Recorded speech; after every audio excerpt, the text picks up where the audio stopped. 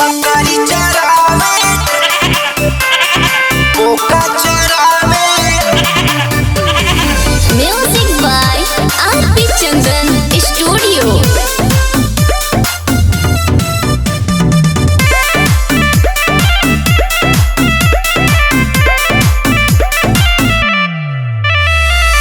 हमनी के प्यार सभे जान गइल हो, घरवा से निकले में तान भइल हो।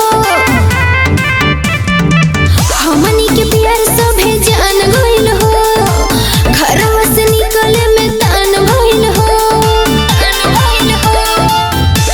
कौन बहाना अब बनाइब हो, कौन बहाना अब बनाइब हो।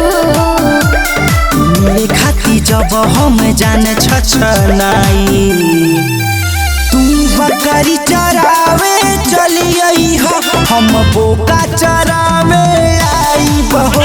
तू बकरी चरावे चलिए हो, हम बोका चरावे आई बहो। बकरी चरावे चलिए हो, बोका चरावे आई बहो। Music by RP Chandan studio. एही बहाना मुलाकात कइल जाई, आवला बान्हा पे बात कइल जाई।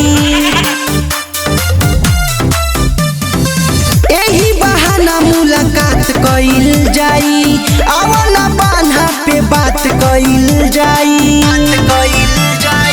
नाय दादा हमके लागत डर हो, आई बाबू सभे बाटे अभी घर हो।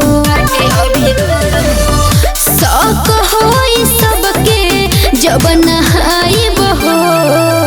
तू बकरी चरावे चलिए हो, हम बोका चरावे आई बहो।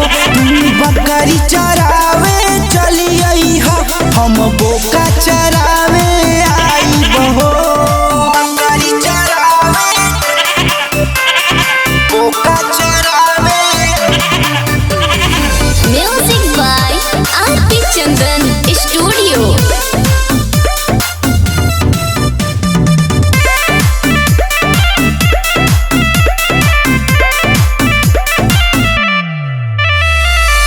मिलल तबाह कोई देले बसरवा, कहता आई जाइब हम तोहरे घरवा।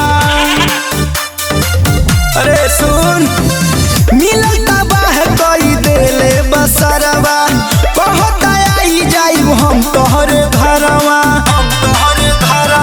आरपी चंदन तनी करो सबर हो, चल जाई जदी ई भैया के खबर हो। चंदन गोरखपुरी से मारी खाइब हो। तू बकरी चरावे चलिए हो, हम बोका चरावे आई बहो। तू बकरी चरावे चलिए हो, हम बोका चरावे